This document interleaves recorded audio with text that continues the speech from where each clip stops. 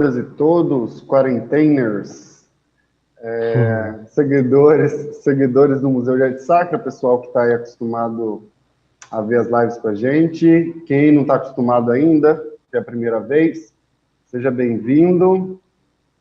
A gente está aqui com dois convidados super especiais hoje e eu já vou apresentá-los.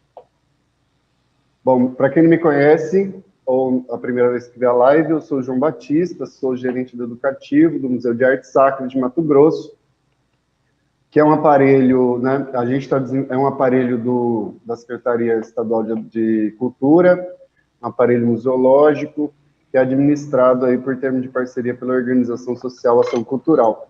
Em função da pandemia, nós estamos aí trabalhando com as atividades parcialmente, né?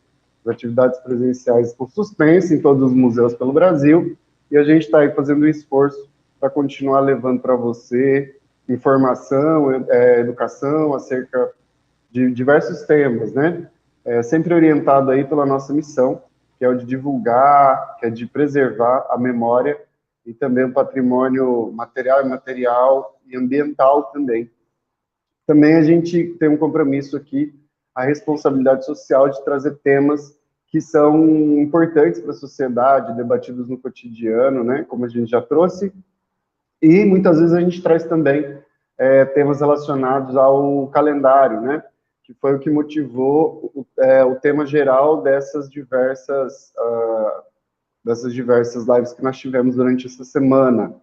Em função do dia 8, que é o Dia Nacional do Elos Internacional da Comunidade Lusíada, pensei, então, da gente discutir, acho que um dos principais elos, né, que é a língua, esse patrimônio material que une tanta gente, né, a língua portuguesa, falada em 10 países, é a quinta língua mais falada no mundo, e a gente tem uma diversidade, uma variação imensa no Brasil, né? Então, a gente tem uma série de coisas, ao mesmo tempo, a língua, ela está na nossa vida afetiva, na nossa memória afetiva, forma a nossa psique, tudo que a gente faz pela língua, né? Não tem muito como dissociar. Ainda assim, tem um histórico, aí da colonialidade, né, da violência da colônia portuguesa nesses países, né, acabando com várias culturas, várias outras línguas, várias outras memórias, várias outras coisas, e eu acho que todos esses temas a gente tentou abordar aqui a partir das lives que nós trouxemos. Ontem e hoje nós temos aqui dois convidados super especiais, que é o Manuel Morivaldo, que é Santiago de Almeida, que é professor da USP, doutor em Letras e Filologia e Língua Portuguesa, né, e livre-docência em Fonética e Fonologia do Português, né, da USP, pela USP, tem formação complementar em Dialetologia Portuguesa na Universidade de Lisboa, é pós-doutor em Crítica Textual pela Universidade Federal de Minas Gerais, professor de Latim e Língua Portuguesa na PUC, São Paulo, e na UFMT, é pesquisador responsável do projeto temático FAPESP, projeto de História do Português Paulista, participa do projeto Tesouro do Léxico Patrimonial Galego e Português do Instituto da Língua Galega da Universidade de Santiago de Compostela e do Grupo de Pesquisa Crítica Textual da Fundação Biblioteca Nacional e é bolsista de produtividade em pesquisa do CNPq. É professor titular e pesquisador da USP, como eu já disse, e atua nos seguintes temas: linguística, histórica, crítica textual e filologia, dialetologia e história da língua portuguesa. A segunda convidada, não menos importante, Criseida Rovena Zamboto de Lima, que é graduada em Letras pela UFMT, mestrado e doutorado em Estudos de Linguagem pela mesma instituição, com pesquisas relacionadas à descrição e discursos sobre o português brasileiro. É professora de língua portuguesa da Rede Estadual de Educação e da Rede Municipal de Várzea Grande. Sejam muito bem-vindos. Eu queria agradecer a gentileza, contando a história e agradecer, sobretudo, Gisele Marques, que me ajudou a chamar esse time todo que veio essa semana. E aí Gisele me passou o telefone da Criseida, que não podia, e acabou indicando aí o professor Morivaldo, que aceitou de pronto, foi super gentil, e eu fiquei super feliz. Queria agradecer a Gisele, agradecer a vocês pela gentileza e pelo carinho com que vocês me trataram aí nessas tratativas para a gente marcar esse momento. Sejam bem-vindos. Obrigada aí pela recepção, né? Nós fizemos um acordo, eu e Morivaldo, né? Nós vamos fazer um bate-papo aqui, né? Primeiro eu queria agradecer, né, o museu pelo debate e, em nome de João, pelo convite, né? Que é sempre bom a gente ter espaços assim para a gente tratar de questões que muitas vezes ficam restritas ao ambiente acadêmico, né? Principalmente quando a gente vai debater língua na perspectiva um pouco do que a gente vai tratar hoje aqui.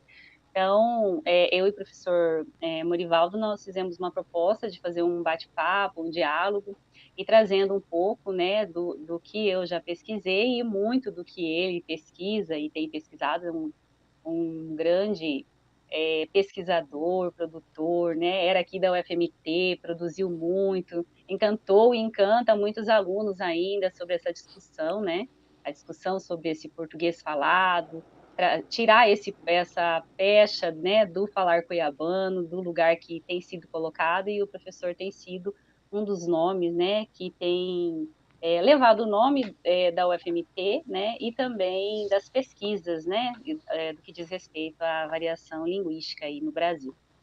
Então, como a proposta inicial era essa, né, de trabalhar com essa questão do elos, né, de como é que essa comunidade linguística aí dos países que falam a língua portuguesa, elas se organizam no sentido de uma aliança mesmo, né, no sentido de tentar estabelecer o que seria uma boa compreensão, uma boa relação entre esses povos falantes de português. Nós vamos trazer esse debate. Eu queria pedir licença um pouquinho, sair um pouquinho do protocolo, porque hoje nós tivemos uma notícia muito triste com o falecimento, né, do padre Pedro, né, Casaldálida, e eu queria só ler rapidamente um poema dele antes da gente começar. Tudo bem, Mori? A gente não tinha Claro. acordado isso, mas vou pedir licença, tá? Profecia extrema. Eu morrerei de pé como as árvores, me matarão de pé. O sol, como testemunha maior, porá seu lacre sobre o meu corpo duplamente ungido. E os rios e o mar serão caminho de todos os meus desejos, enquanto a selva amada sacudirá de júbilo suas cúpulas. E direi as minhas palavras. Não mentia ao gritar-vos. Deus dirá aos meus amigos: certifico que viveu com vocês, esperando este dia, de golpe com a morte, minha vida se fará verdade. Por fim, eu terei amado. E eu espero que o que ele ensinou, o que ele lutou, pelo que ele viveu, por dirimir as diferenças, que nossa live faça sentido nesse dia de hoje, tá? É um momento muito triste para a gente, mas penso que por meio da língua, da pesquisa, dessa tentativa de tirar esse subalternizado do lugar que eles têm sido colocados nas discussões linguísticas também, nós podemos trazer, né, esse momento Casal Dali daqui, né, em sua homenagem, e fazer essa discussão no dia de hoje, tá? Então, a nossa proposta é pensar, então, nesse universo, né, nesse universo de quinto país, né, desculpa, de quinta língua mais falada no mundo, para pensar também como essa quinta língua é falada nesse mundo, né? Então, a gente tem aí essa língua portuguesa como língua materna, que é o caso nosso aqui, né? A gente aprende essa língua materna nesse sentido. Nós temos alguns países, né, que dizem essa língua como língua oficial. Ela não é uma língua materna, mas ela é tratada como uma língua oficial ou uma língua administrativa. Em outros países, ela é tratada apenas como língua de cultura, uma língua secundária, principalmente nos países que a gente tem um crioulo de base português, né, que tenta aí se emancipar, né, e a gente tem também a situação de fala da língua portuguesa em minorias, né? Que são minorias ou minorizadas linguisticamente, né? São alguns termos que nós podemos pensar aí. Então, primeiro aspecto que é relevante a gente pensar é que o português do Brasil ela é uma língua transplantada, né? Então, nós vamos utilizar, eu utilizo esse termo, a gente vai utilizar esse termo, mas ela é uma língua transplantada. Então, ela sai de um espaço em que ela é falada como língua materna e ela entra num outro território que tem outras línguas e aí ela é transplantada. Esse transplante, automaticamente, né, assim como o sujeito carrega a sua língua, essa língua vai para esse outro espaço e automaticamente ela vai sofrer, né, as influências ali desse espaço e dessa viagem territorial. Então, nós sabemos, né, grosso modo, que a maioria das pessoas, independente dessas pessoas terem ou não uma relação mais profunda com esse conhecimento linguístico, né, com a questão das estruturas e do funcionamento da língua, a gente sabe que as pessoas conseguem perceber as diferenças, né? Tanto que não precisa ser alguém que faça letras ou alguém que pesquise a língua necessariamente, que observe, né? Que faça observações sobre essas diferenças, né? E o que a gente consegue pensar, mesmo que em termos de não ser nada científico, é que essas diferenças comprovam que não existe uma unidade linguística, né, nesse sentido. Então, assim, um falante dessa língua consegue perceber que essa língua não tem essa unidade, essa homogeneidade, né? E aí, hoje, então, o nosso olhar, essa nossa fala, né, sobre o português, sobre as variedades, ela vai ser assentada sobre um outro mirante, né, que a gente vai tentar colocar aqui, que é o mirante da heterogeneidade, da diversidade, como inerente a qualquer língua natural. Então, a gente vai partir do princípio de que qualquer língua natural que é falada, né, inclusive Libras, ela vai ter, por exemplo, né, variações de todas as ordens. Essas variações, vou falar um pouquinho mais para frente de que ordem seriam essas. Então, toda língua natural, ela varia, ela carrega dentro de si traços dessa diversidade, dessa variação, e esses traços podem indicar variação, mas também podem indicar já mudanças linguísticas, né, do que a gente pode e tem verificado isso, né, em alguns estudos. Então, a gente vai tratar disso como a seiva da vida, né? Vamos chamar assim. Então, a diversidade é seiva da vida. Só não tem diversidade, só não tem variação uma língua morta. Então, enquanto ela estiver viva, ela traz essa variação, ela traz essa mudança que é inerente do processo linguístico, né? De qualquer língua natural, tá? E essas variedades linguísticas, como que a gente vai lidar com essas variedades linguísticas? Como que elas vão se apresentar, né, nos espaços?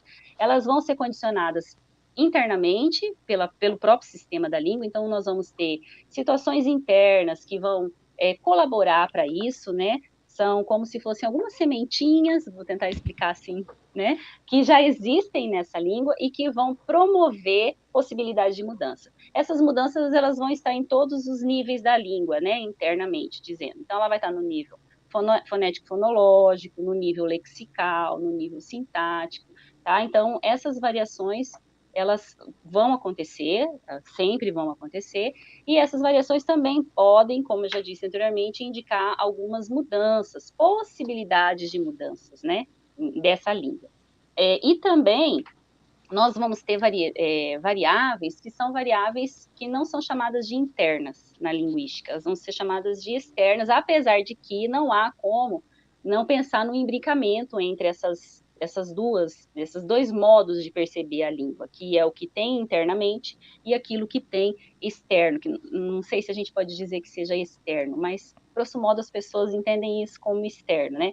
Então, e isso faz com que a gente pense, então, nas variedades no sentido que a gente vai, na linguística, nós chamamos de variedades diatópicas, que vão estar relacionadas às questões regionais, que é o que a gente chama, por exemplo, do tópico de lugar, tá? Então, a gente vai ter mudanças que são percebidas pelos falantes, variedades que são percebidas pelos falantes dessa língua, né, que seria de uma certa unidade linguística com que esses falantes se identificam, essa relação de língua-nação, né, no caso aqui do português. Então, o que eu teria, por exemplo, um nordestino, um sulista, um cuiabano, um carioca. Então, essas variedades, elas são percebidas assim. Então, grupos dentro dessa mesma unidade linguística vão se perceber falantes de um outro grupo interno, né? Nós temos também variedades que nós chamamos na linguística de variedades diastráticas. Essas variedades são variedades que ficam mais delicadas no sentido quando a gente vai lidar com situações que são situações de língua, principalmente relacionadas a preconceito linguístico, porque essas variedades, elas estão extremamente relacionadas a fatores sociais. Então, nós vamos ter, por exemplo, o grau de escolaridade, né? Um falante que tem um grau de escolaridade menor do que um falante que tem um grau de escolaridade maior, grosso modo, dependendo de outros fatores também, falaria uma língua mais próxima daquilo que a tradição gramatical diz que é língua, tá? Então, isso são fatores que podem, por exemplo, provocar alguns elementos que são elementos próprios do preconceito linguístico que hoje a gente vê, né, principalmente por causa da grande circulação, né, nas redes sociais, é um marcador bem comum.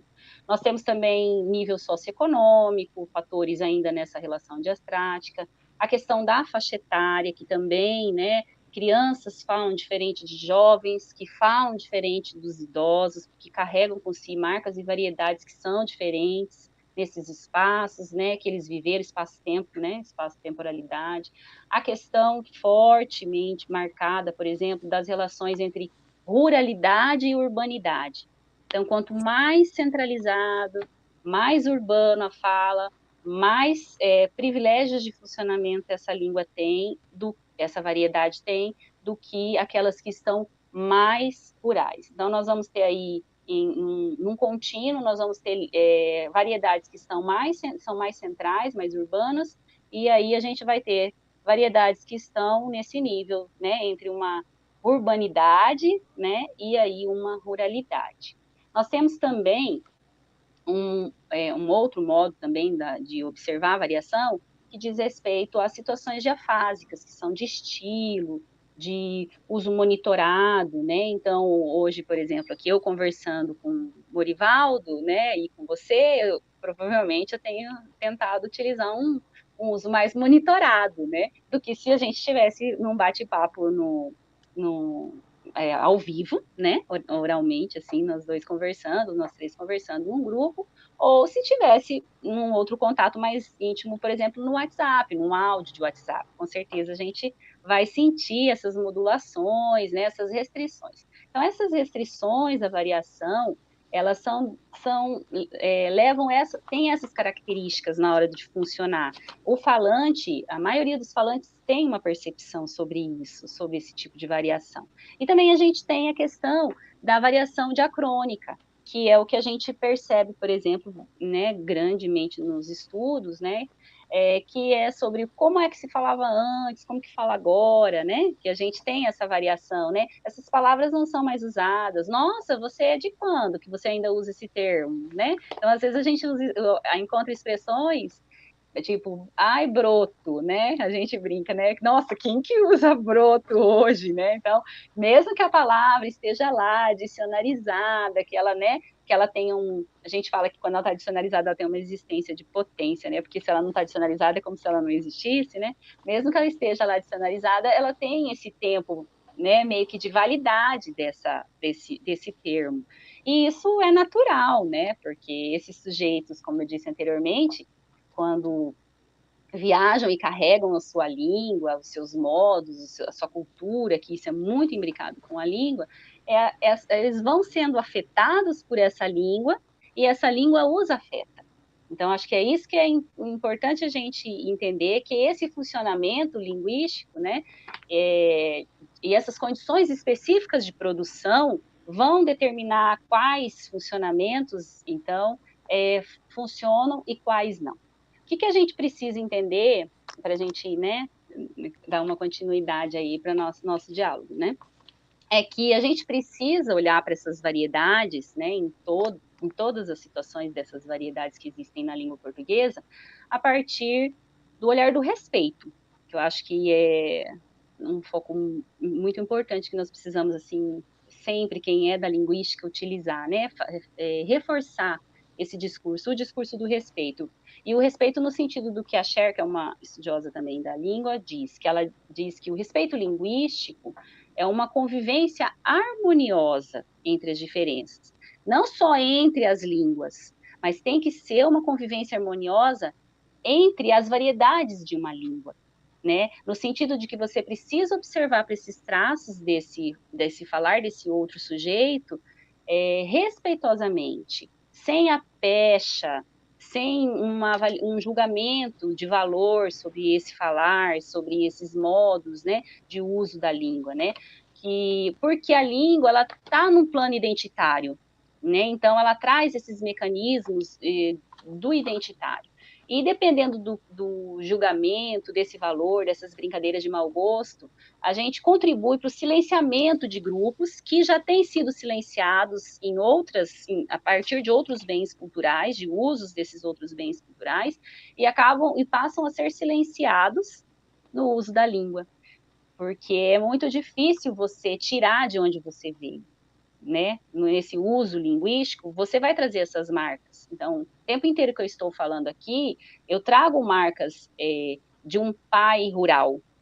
Eu vou trazer essa marca. Independente se eu estou numa autoescolaridade, se eu estou no meio urbano, se eu tenho acesso aos bens culturais. A minha língua, o meu jeito de falar, vai trazer de onde eu venho, né? Ele traz o tempo todo essas marcas. E nós precisamos, então, pensar o que o preconceito linguístico e como essas variedades têm sido avaliadas e quem elas deixam falar. Quando eu avalio essa variedade, no sentido pejorativo, a quem é permitido dar a fala, né? Então, é nesse sentido que a gente vai introduzir aí um pouco esse universo da variedade e para a gente pensar como que a linguística, né, entra nesse espaço, né? E aí eu vou dar essa voz, então, agora para o Maurivaldo. Obrigado, Cris. Obrigado, João. Na verdade, eu estou aqui por uma pura generosidade da Criseida, né, que foi me orientando e me apresentou para o João que pudesse participar desse nosso encontro. Eu tenho o costume sempre de dizer que, por ter toda a minha formação cultural, está no Mato Grosso, né? Exceto, claro, a minha alfabetização, que é baiana, onde eu nasci, mas vivi no Mato Grosso dos 6 anos até 2003, 2004, já estou aqui em São Paulo 2004. Então eu acabo me identificando nesses níveis linguísticos, culturalmente, no léxico, o meu léxico é cuiabano. A minha prosódia, que é a melodia da fala, tem um pouco de baiano e também tem um pouco do mato-grossense. No nível fonético, eu pego sempre o R para me caracterizar, né? O R no final de sílaba do tipo porta, que quando eu estou numa situação num contexto situacional de mais, sei lá, doméstico, eu acabo utilizando esse porta, que é o que a gente encontra no litoral do Brasil, no geral. O retroflexo, que é a característica do Mato Grosso, porque tem um histórico aí, né? E também do interior de São Paulo, norte do Paraná, né? Que é o que as pessoas chamam popularmente de R arrastado, que é o porta, que é o da Criseida, né? Que ela está falando do lugar aí, do pai rural, né? Que a gente acaba atribuindo essa realização à realização do interior, né? E o R paulistano mais da capital, não da periferia, eu digo assim, determinados bairros, né? Mais afastados do centro de São Paulo, que também utiliza o retroflexo, mas mais no centrão de São Paulo, tipo Moca, por exemplo, que utiliza o R vibrante, que é o de porta, né? Então eu fico perdido nesse meio, porque eu passei por todos esses lugares. E então eu quero agradecer muito de estar aqui, né? Eu fico muito feliz quando posso contribuir e voltar a falar com os colegas do Mato Grosso. Eu não tirei o pé daí, né? Eu continuo no programa de pós-graduação da UFMT, continuo no programa de pós-graduação da Unemat em Sinop, contribuo também com o programa de literatura de Tangará, né? E reforçando o que a Cris disse, né, para a gente entender a variedade de uma língua, quer dizer, a gente sabe, né, por experiência, que toda variedade passa por diversas variações e mudanças. Mas para a gente entender essa variação e mudança, necessariamente a gente precisa estudar a história dessa comunidade, a história das pessoas que utilizam essa comunidade, ou melhor, a história das pessoas dessa comunidade que utiliza essa língua. E as dimensões ou as variáveis que a Cris levantou, né, é isso mesmo, quer dizer, você não pode olhar apenas para um dessas dimensões ou para um desses caminhos para explicar o motivo da variação e da mudança. A gente precisa olhar para todos esses caminhos. Então, assim, nós corremos um grande risco na linguística de, primeiro, qual que é o grande risco? Primeiro, encontrar exclusividade. Dizer, olha, o S chiado no final de sílaba, isso é cuiabano. Não, a gente encontra no cuiabano que fala pasta, e nós encontramos em todo o litoral do Brasil, encontra no norte, no Pará. Quer dizer, não há exclusividade. Para a gente entender e caracterizar a variedade de um determinado lugar, né, que aí tem uma disciplina chamada Geografia Linguística, né, que dá conta disso, nós precisamos olhar o todo. E quando a gente olha o todo, nós vamos, se particularizarmos, nós vamos encontrar, claro, semelhanças entre regiões. Mas por que a gente encontra particularidade ou similaridade entre essas regiões? Aliás, o S chiado é característico de Portugal, né? E quando quando a gente olha para a história da variedade, a história daquela comunidade, de contato linguístico, a gente começa a entender essa motivação. Para entender, por exemplo, esse R retroflexo de porta, se a gente retornar no passado, nós vamos entender que o ambiente que surgiu esse R retroflexo no português do Brasil foi aqui em São Paulo, pelo contato do português europeu com língua indígena. Depois, com a expansão, São Paulo foi um dos focos de expansão da língua para o resto do país, né? A partir do século XVII e XVIII, com a expansão bandeirante, monçoeiros, etc., que foi para o Mato Grosso. E aí nós vamos encontrar algumas e muitas semelhanças do que hoje caracterizamos como falar cuiabano, dialeto cuiabano, que deve a sua origem ao que nós chamamos aqui em São Paulo de dialeto caipira. Mas a gente corre um grande risco quando se diz que o dialeto caipira é paulista. Ele pode ter a sua origem aqui, mas as características atribuídas ao dialeto caipira, nós encontramos no português popular no geral. Então, professor, deixa eu perguntar uma coisa. Oi. Desculpa interromper. Essa ideia do caipira, por exemplo, para uma característica de expressão do R, ela não é um estigma? Porque eu me lembro quando eu fiz aula de teatro, fiz um ano só, tinha uma coisa sobre falar certo, né? Uhum. E o falar certo era sempre assim. Se eu fizesse uma pessoa urbana, sei lá, um trabalhador comum da cidade, eu teria que falar um R carioca, um R paulistano, né? Uhum. E o meu R era coisa de caipira. Eu dizia, eu não sou caipira, eu moro numa capital e eu falo porta. Certo. Entende? Tipo, eu sou professor, eu falo porta. Quer dizer, eu não posso ter um personagem numa novela, de um personagem que não seja um caipira e que fale assim. Sim. Então aí, João, tem um estigma que o que a gente está percebendo é que está desaparecendo esse estigma em relação a esse R retroflexo. Está desaparecendo.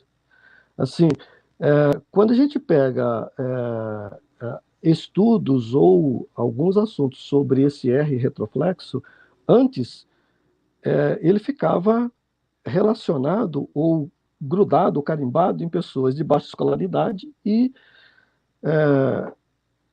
do interior, de pessoas sem estudos, etc. Mas, a partir dessa mudança, inclusive econômica, do interior ser, às vezes, até mais rico, né, do que a capital, o R retroflexo, pelo que a gente está percebendo de resultados de pesquisas recentes, esse R arrastado, ou R retroflexo, ele está perdendo esse estigma. A gente encontra isso, inclusive, por exemplo, em apresentadores de televisão, que tinha, inclusive, aula de dicção para que evitasse esse R retroflexo. Mas esse estigma, eu acredito que está desaparecendo diferentemente do que a gente chama de rotacismo, que é a troca do L pelo R. Quando alguém diz pranta, se alguém diz pranta em inglês, de cara você caracteriza essa pessoa como uma pessoa analfabeta. Mas aí, quando a gente vai olhar todas essas dimensões, né? Considerando aquilo que a Cris já disse no início, vamos considerar essas variáveis ou essas dimensões ou as motivações para essa variação, e a gente olha para o interior da língua e olha para o externo da língua, quer dizer, o interior da língua significa dizer qual é a relação próxima na articulação entre um lê e um re. Né? Você tem apenas um traço que distingue. Se você observar bem a realização desses dois sons, a única diferença é que o lê não vibra a ponta da língua e o r vibra. O resto é tudo igual. Então, assim, você mudar de um para o outro, observando, claro, esse contexto interno de realização. Quando você olha para isso, você vai perceber que existe uma semelhança muito grande. Quando há uma semelhança muito grande nos traços entre dois sons, obviamente que é possível que haja uma variação de um pelo outro. Aí, a depender da avaliação de um deles, né, você acaba caracterizando o falante de uma dessas variantes como falta de escolaridade, por exemplo, né, que é o caso do... Pois não, Professor. Cris? Então, eu queria só fazer uma observação sobre sobre a questão do uso do rotacismo. É bem interessante porque quando o professor coloca que o l e o r eles têm o mesmo ponto de articulação, né? Ou seja, a ponta da língua vai bater lá no alvéolo e eu faço l e r. Para quem está ouvindo, a pessoa pode não perceber que o movimento é mínimo, né? Como o professor já disse. Só que o que acontece? Grosso modo, a gente vai olhar para esse movimento como o formato da letra que representa esse som. Então a pessoa fala assim: o que tem a ver um R com L? Não tem nada a ver. O formato da letra, isso eu sei porque não tem nada a ver, porque eu falo porque eu sou alfabetizadora também, né? Na rede municipal de Várzea Grande, eu sou professora da alfabetização. Então, como a gente dialoga às vezes com os professores alfabetizadores, fala como que uma criança troca um L com um R? Visualmente, a letra é diferente. Porém, o som, ele é tão próximo que seria estranho se a criança estivesse trocando, por exemplo, um R com um P. Entendeu? Porque P seria bilabial, né? O lábio com lábio, ó, P, não R, L. Então, assim, quando eu olho isso, eu estou fazendo uma avaliação a partir, principalmente o falante, não só da oralidade, não só do acústico, né, do que a gente está ouvindo, mas eu estou fazendo uma avaliação a partir de um outro registro, que é o registro escrito. Exato. E aí quando a gente diz assim, o meu registro escrito, eu já estou colocando a língua num outro lugar. Qual é a língua? E aí, retomando um pouquinho o que o João falou, por que um R retroflexo não pode estar na televisão? Quem é que disse, né? Quem foi esse grupo que determinou qual é o R que tem que ser falado para representar o português do Brasil? Né? Qual é a variação que é permitida e qual é negada, né? Então, a minha contribuição era só no sentido porque muitas vezes os alfabetizadores, né, até porque é complicado mesmo, porque você precisa ter uma formação na área de fonética, fonologia, para você conseguir distinguir isso, eles, até mesmo como alfabetizadores, uma pessoa que produz esse som como professor, e essa observação da dificuldade que ele tem de continuar nesse espaço por conta, por exemplo, do uso do rotacismo, né? Era só uma contribuição, professor.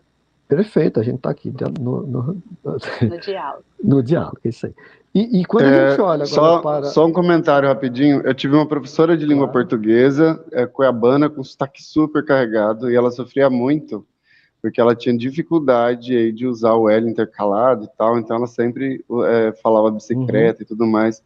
E ela era uma ótima professora, mas sofria muito na escola. Eu me lembro que ela desistiu de dar aula, não sei se só na minha escola, porque os alunos iam muito e tudo mais. E é terrível, né? Essa ideia de que uma pessoa não tem... Sim, porque quando a gente olha, quando a gente vai analisar agora essa variação, né, do rotacismo, do lê para o re e vice-versa, porque quando a gente olha o vice-versa, que eu quero dizer é o seguinte, no processo de aquisição da linguagem oral, a, a, a criança cognitivamente, ela vai estar preparada, ou ela está preparada para colocar a língua atrás dos dentes, nos alvéolos, e vibrar a partir dos 3 anos. Claro que isso não é algo matemático, né? Tanto é que depois dos 3 anos, se a criança não consegue realizar o lê lá do Cebolinha, né? Fala, né? Coloca o lê no lugar do re, aí vai já para um fonoaudiólogo para fazer os exercícios, etc. Né? Porque adquirir o traço da vibração, isso é a partir de uma determinada idade também. Quer dizer, percebam que que o oposto, quer dizer, que o contrário também a gente é observado. No lugar do lê, realizar o re, e no lugar do re, realizar o lê. Isso olhando para o interno, né, para as semelhanças de articulação desses dois sons. Quando a gente olha para o externo, aí fica bem interessante que a gente vai perceber o seguinte, que essa variação de lê com re existe na língua desde o latim. Isso, aliás, em registro escrito. Está desde o latim. Isso. Em Camões, você não encontra uma frauta com flauta. Está tudo frauta, com re. Quer dizer, Camões. Né? Aí, o que diz a maldade? O problema é a interpretação disso. Que aí está o estigma, que é muito perigoso. Quando alguém diz, isso está escrito, né, em alguns estudos, lá, principalmente da década de 70 para trás, que o rotacismo, ou redução do ditongo, ao invés de você falar o ditongo completo, você reduz, né? Pereira, falar Pereira e assim por diante, mas principalmente o rotacismo, que é bem estigmatizado, né? Que caracteriza esse rotacismo por conta do contato linguístico do português europeu com a língua indígena e africana no Brasil. Quer dizer, aí você coloca uma carga negativa, né, de um estigma, de um preconceito linguístico absurdo, como se o rotacismo existisse, fosse uma característica do nosso português brasileiro, por conta desse contato. Por isso que a nossa temática, lá no resumo da nossa fala, é exatamente isso, que a gente colocou bem destacado, né, que mas muitas, não estou dizendo todos, obviamente, né, mas muitas características que nós atribuímos ao português do Brasil por conta do nosso contato linguístico, e principalmente esses que têm um caráter de estigmatismo muito forte, né, culpa, entre aspas, esse contato linguístico, né? Mas quando você olha para a história, você vai encontrar essa variação panromânica, você encontra em todas as línguas de origem latina. Agora, acontece que algumas palavras já estão lexicalizadas, né, com re e outras não. Por exemplo, igreja. Igreja é iglesia, né? Estava lá no latim clássico, iglesia, latim escrito. Só que passou a ser caracterizado como, quer dizer, falar de igreja, mas ninguém acha engraçado. Ninguém acha engraçado, ninguém acha feio. Mas se alguém diz pranto, acha, mas o contexto é o mesmo. Claro, frouxo, que era fluxo, né? Bom, o melhor exemplo é a gente pegar nos Lusíadas, Frauta de Camões a todo instante, que ele não estava caracterizando fala de ninguém, ele não estava caracterizando fala de um índio, ele não estava caracterizando fala de um negro. Não, aquilo ali é um poema. É ele que está falando, né? Então, quando a gente olha... Mas aí você pergunta, mas de onde que veio, então, o estigma? Acontece que esse é um traço de língua que você encontra no extrato linguístico anterior, que quem não vai para a escola, aí é bem interessante isso a gente perceber. Se a pessoa não tem o acesso à escola, não tem o acesso ao que se chama norma culta, ele vai repetir aquilo. Como é que a gente aprende a falar? Em casa, com os pais. Que os pais aprenderam com quem? Com os avós, bisavós e assim por diante. Não é? Ou seja, a pessoa que não foi para a escola, que não passou pelo absurdo de dizer isso é errado, ao invés de dizer que isso é uma variação, né? A pessoa vai sempre utilizar algo, e por isso que é algo que ele aprendeu, que ele adquiriu, né, na sua família. E quando você tem algo, uma variante como essa, né, que caracteriza a pessoa como ignorante, falta de escolaridade, né, o motivo é exatamente esse. Se a gente observar, na verdade, assim, a criação do que a gente chama de cultura caipira, né, a gente precisa olhar que portugueses vieram para o Brasil, como foi esse contato, como é que aconteceu tudo isso, para a gente começar a entender o que se chama de cultura caipira. E quando eu falo de cultura caipira, eu não estou me referindo apenas à língua, né? Cultura no geral. A língua faz parte da cultura. Tem um trabalho muito interessante de uma outra orientanda minha, que é a Mariana Brito, que ela fez um trabalho aqui em São Paulo do cururu de Piracicaba, e agora ela está terminando o doutorado fazendo cururu de Cuiabá, né? E quando a gente compara as duas manifestações culturais, vamos observar que no cururu do Mato Grosso, de Cuiabá, os instrumentos são mantidos. Tem viola de coxa, tem o ganzá. Aqui em São Paulo não existe viola de coxa, é violão mesmo. Agora, o estilo, a letra, a temática é a mesma, né? Então, acho que quando a Mariana terminar o trabalho dela, acho que vale muito a pena. Depois, quem sabe um dia, né, ela falar dessas diferenças, para a gente perceber assim. Mas quando a gente vai olhar a história social aqui de São Paulo, a história social de Cuiabá, a gente vai encontrar essas diferenças. Quer dizer, a considerar a história social de cada lugar, há lugares que têm uma tendência à manutenção de um estado de língua anterior. Não estou dizendo estado de língua total, mas de algumas características. Não é? E o interessante, que depois eu vou pedir para a Cris dar exemplos do trabalho dela em Mata Cavalo, que é com a comunidade quilombola, né?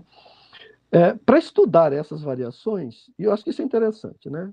Que existem as disciplinas que estudam essas variações. A mudança, quer dizer, quando a gente estuda a mudança de língua, a mudança só existe porque varia. Se não houver variação, não há mudança de língua. Claro que pode acontecer por algum acidente, entre aspas, uma mudança drástica por algum evento qualquer, né? Mas quando a gente começa a observar a língua, as variantes em determinados contextos, há situações que mudam, há situações que a variação está aí desde sempre, como é o caso do retroflexo. Do rotacismo. E essa variação continua existindo, e a motivação é sempre a mesma, o motivo é sempre o mesmo, né? E na academia, aí os teóricos, né, criam disciplinas para entender, assim, por que varia a língua. Aí nós temos, por exemplo, a disciplina da sociolinguística, dialetologia ou a geolinguística, que é um método da dialetologia para entender o motivo da variação. E quando você vai entender o motivo da variação, a gente considera exatamente essas variáveis internas e essas variáveis externas, né? O espaço social, a situação, e o suporte estudado, se é escrito ou se é falado, né? E o tempo, quando você observa que isso variou e mudou no tempo, aí você tem a mudança, você pode ter a mudança já definida ou a mudança em andamento, e aí a gente tem uma outra disciplina que estuda isso, que é a linguística histórica, que considera tudo isso. Então, assim, é um grande risco, às vezes, isso é muito comum no nosso meio universitário, de alguém dizer, eu sou da sociolinguística, e o outro dizer, opa, eu não sei nada disso, eu sou da dialetologia, e o outro, não é isso, eu não tenho nada disso porque eu sou da linguística histórica. Não, tudo isso para a gente entender mesmo, a gente tem que olhar, para fazer linguística histórica, a gente depende do estudo sociolinguístico, do estudo geolinguístico e da dialetologia. Não dá para separar. Claro que você coloca um foco maior numa dessas disciplinas, mas todas elas estão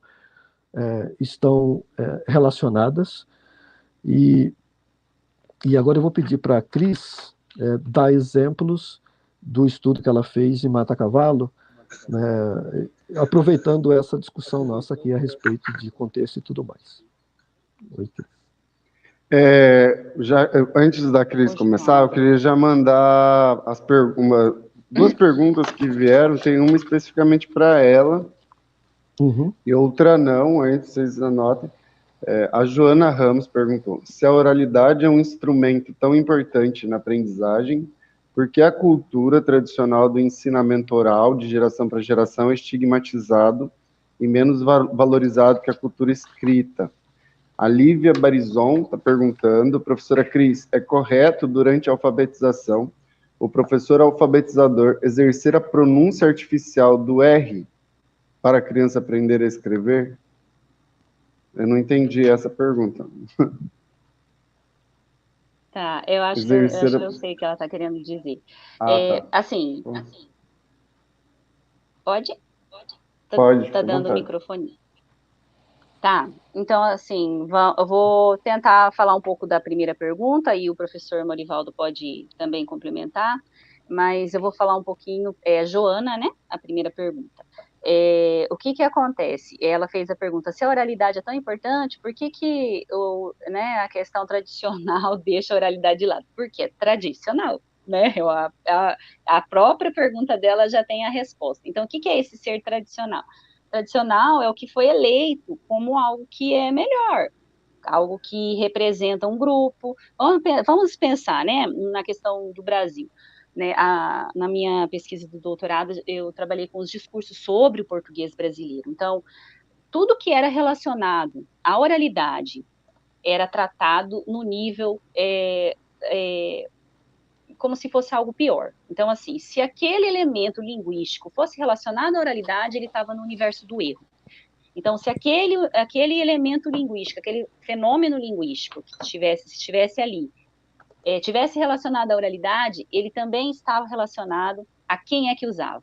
Então, se isso era ligado aos falantes negros, aos falantes indígenas, isso era tratado como erro. Então, foi muito forte nos discursos, né, quando eu fui fazer a pesquisa, relacionar como é que eles explicavam essa variação na época, nos jornais, tudo que os jornais locais, os debates entre jornalistas, entre os letrados, os debates entre as pessoas que pesquisavam, os gramáticos principalmente, né?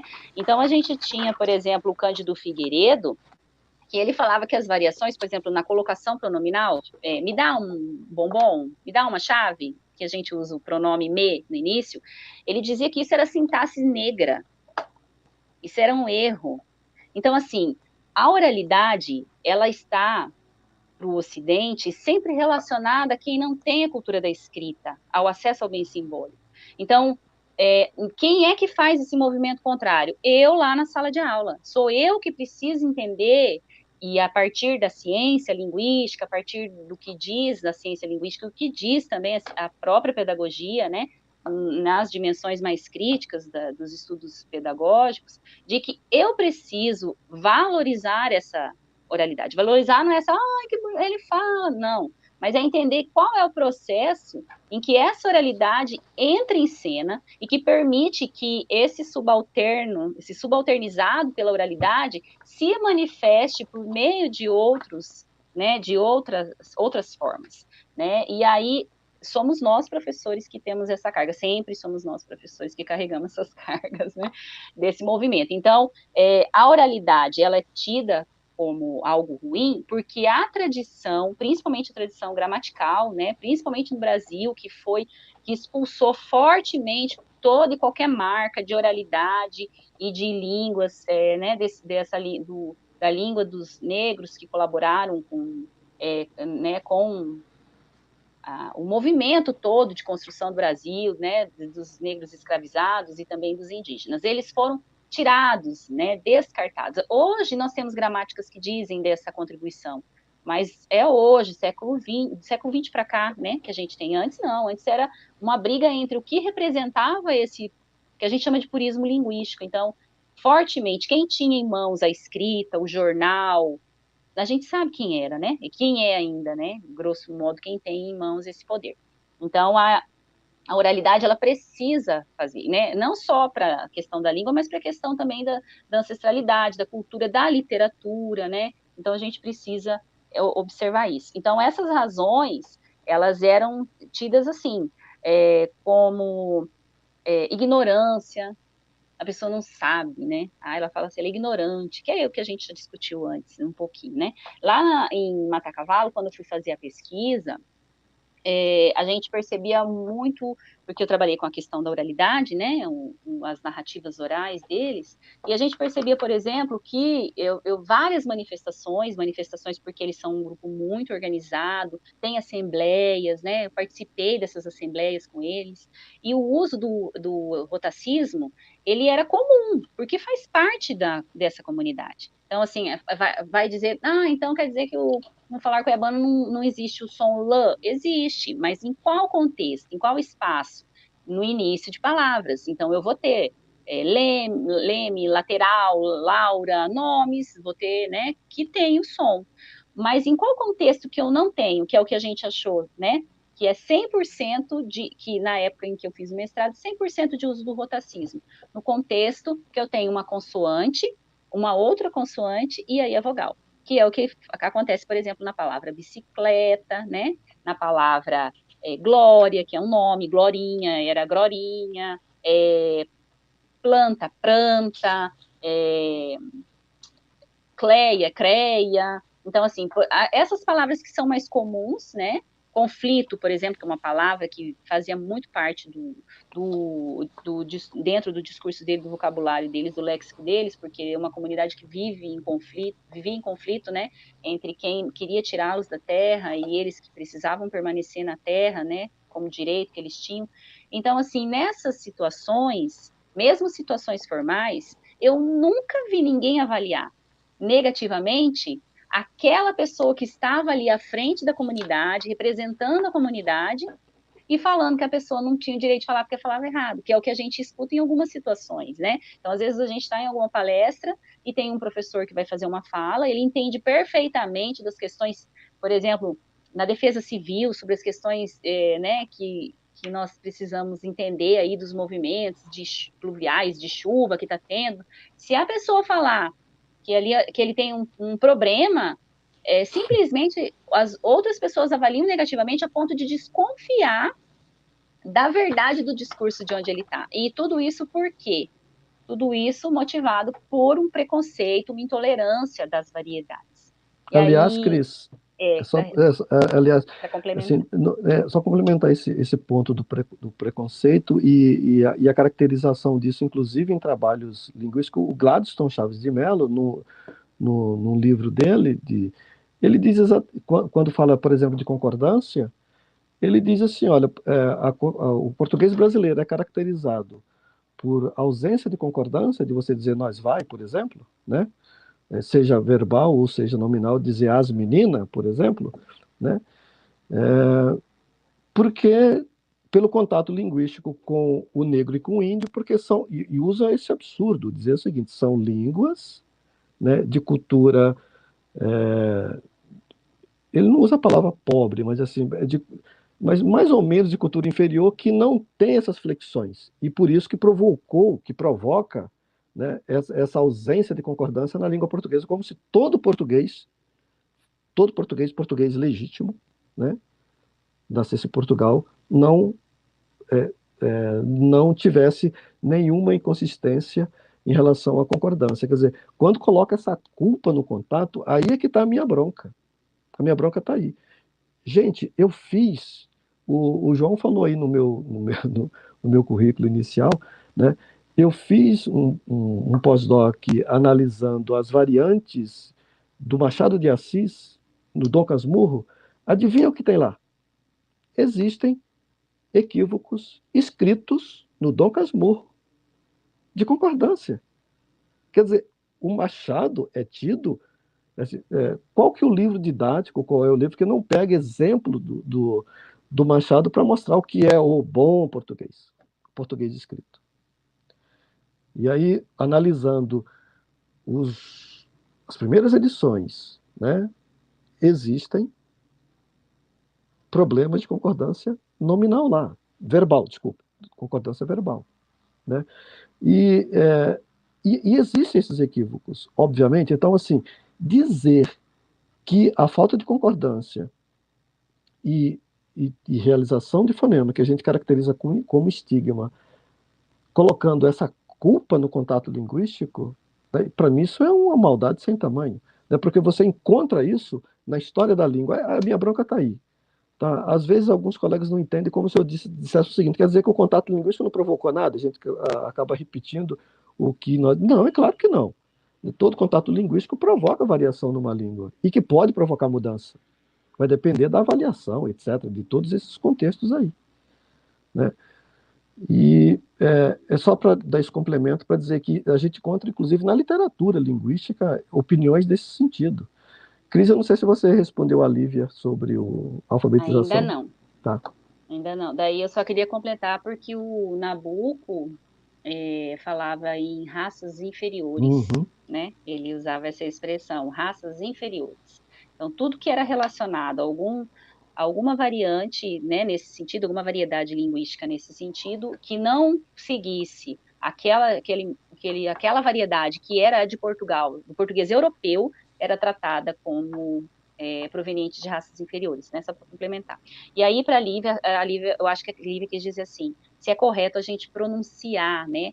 Lívia, existe no processo de alfabetização, a gente precisa entender como é que, não tem muito a ver com a live, mas assim, né? Como é que a gente vai alfabetizar essa criança? Se você acha que, porque esse aluno, ele é um aluno que tem características do falar cuiabano, que ao você pronunciar essa palavra, né, acho que articular ela de modo lento, vai fazer com que a criança reflita sobre esse processo de escrita. Eu vou falar para você que é um desafio muito grande. Por quê? Porque não é um exercício fonoaudiológico, né, da produção, da fala dela. Algumas crianças vão passar por até esse processo de fono, porque infelizmente elas vão, muitas, como a professora, né, vão ser relegadas. As pessoas não vão entender que isso é um fenômeno, porque se ela fosse uma americana falando aqui, ninguém ia questionar, entendeu? Se ela fosse uma falante americana, que um japonês, sei lá, que não usa o R, vai usar o L, ninguém vai questionar, vai entender que é uma variação por causa da língua materna. Então, a língua materna dessas crianças, principalmente relacionadas ao falar cuiabano, não apresentam na Constituição, se os pais, né, também forem falantes, nesse contexto de encontro consonantal, não apresenta esse ler. Então, o que a gente vai fazer com ela, e a criança vai aprender rapidamente, porque eu sempre alfabetizei em periferia, né? Depois do mestrado, do doutorado, principalmente, que eu saio desse espaço e vou para um outro espaço trabalhar. Mas eu alfabetizei muito tempo em periferia, e os meus alunos da periferia escreviam. Agora, a pronúncia deles continuava em variação, porque eles escutavam em casa aquilo, né? O que a gente vai usar estratégias para fazer com que ele entenda que o som que ele está produzindo é diferente daquele som que está escrito. Mas quando ele está bem alfabetizado, ele já tem uma memória visual, até porque são para algumas palavras, né? Planta, bicicleta, ele vai. Como o meu nome é super difícil. Depois que a pessoa aprende, algumas vezes tem que escrever meu nome, ela vai aprender que meu nome não é com Z, que é com S. É uma memória mais visual mesmo. Mas ela vai saber se relacionar com isso, né? Não sei se é isso que você queria dizer, se você conseguiria ensinar. O fato de você estar falando a sua variedade já vai ter fricções com a variedade dele. Ele está ouvindo como você fala. Não é que ele não ouve o L, ele ouve. A questão é como é que ele produz isso, né? E, obviamente, vai ter impactos, porque a criança vai, na alfabetização, vai se pautar pelo processo de como ela ouve, porque é a oralidade que está ali nesse processo da escrita, né? Envolvido, primeiramente, nesse primeiro processo da escrita, é essa tentativa de transposição de uma oralidade para o universo da escrita. Gente, a gente... Para concluir? Tá, infelizmente a gente chegou no limite. Tá, então tá ótimo o papo, adoro. Tô adorando aqui, né? Tá, mas... eu queria concluir aqui. Conclua, fica à vontade. Vou concluir, tá? Primeiro, eu estou vendo aqui pelos comentários, muita gente que eu conheço, muita gente que eu não eu faz tempo que não vejo, mas que conheço. Então, assim, ó, Neuza, Eduardo, quer dizer, essa moçada toda eu conheço, tá? Neuza, Eduardo, Karina, Maria Marques, Gisele Marques. Eu estou só falando o nome das pessoas que estão aqui, que se manifestaram. Tá? Cadê aqui? Ariadne, e Valquíria. Bom, desculpe que eu não estou vendo todo mundo, então eu gosto, eu fico muito feliz de vocês estarem aí escutando, né? E muito feliz também da Criseide estar aqui, dando uma bela de uma aula, super orgulhoso da Cris, né? E eu pensei, puxa, ela foi me orientando de mestrado, lá em 2005. Que maravilha. Mas eu quero concluir o seguinte, né? O que eu quero concluir, e vou ler, só para que a gente não perca mais tempo em relação a isso, né? Que quando a gente discute a variedade de uma língua, a gente sempre corre o risco de imprimir um único selo ou caracterizar por apenas de uma de suas multifaces.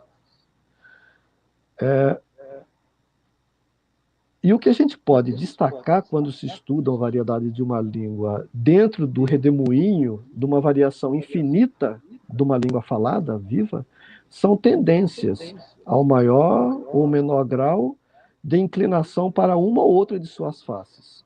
Aí, por ser a língua produto da ação histórico, social, cultural de seus falantes, podemos rumar por uns caminhos distintos, quão distinta seja essa ação histórica, social e cultural, e por isso que a gente tem que olhar para todas essas dimensões. E a Cris começou muito bem com o poema do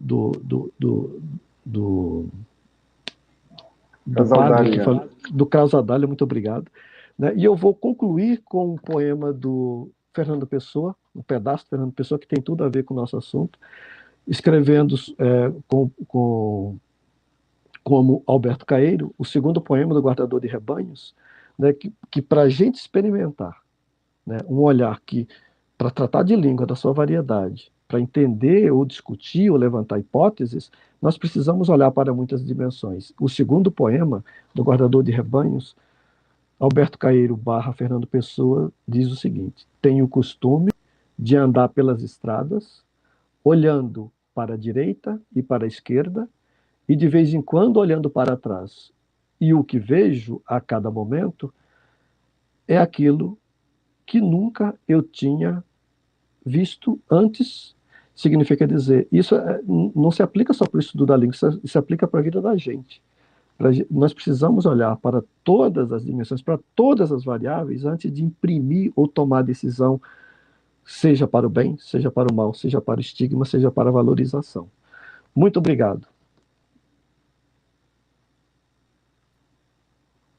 Eu que agradeço imensamente, estou muito feliz, queria mais, queria de novo, na verdade, vamos marcar semana que vem uma continuidade desse assunto, mas infelizmente a gente tem um tempo aqui, né, a gente até caiu no Instagram, eu esqueci de falar que a gente está transmitindo nas 3 redes aí, tá, gente, Facebook, YouTube e Instagram, e aí o pessoal do Instagram já foi, né, podia ter avisado para correr ali, para continuar na outra rede. Mas é isso, a gente está tentando comprimir em 1 hora, né, para caber certinho também no Instagram. Mas, infelizmente, né, não dá, muito assunto, muita coisa boa para ouvir, muito aprendizado. Eu estou muito feliz, estou bastante satisfeito com tudo que eu ouvi, aprendi bastante. Eu estou muito grato também a vocês dois, foram muito gentis, são espetaculares, assim, acho que a gente está honrado com a presença de vocês, dois grandes professores, sobre o assunto. Acho que contribuiu bastante, eu acho, para a formação de quem se interessa pela língua, de quem trabalha com a língua no cotidiano, e a gente espera encontrá-los por aí de novo, né? Quem sabe em outros projetos. Estamos aqui à disposição. Valeu. Criseida, muito obrigado.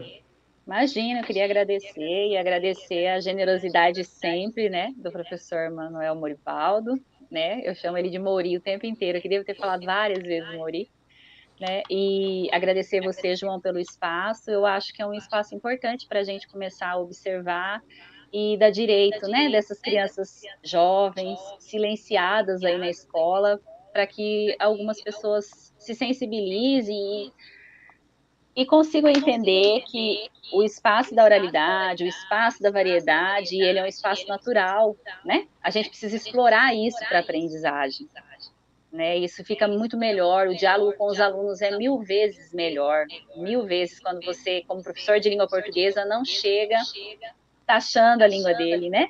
Mas valorizando e trazendo aquilo para explicar uma outra variedade, que é uma variedade que foi escolhida para representar esse português, né? E também para que ele possa alçar espaços de acesso aos bens simbólicos, né? Que são controlados por essa outra norma, tá? Muito obrigada, Legal. professor, sempre. Bacana. Isso aí, gente. Muito obrigado para quem participou aí, pessoal que perguntou, mandou pergunta. Fiquei muito feliz também, acho que teve bastante participação.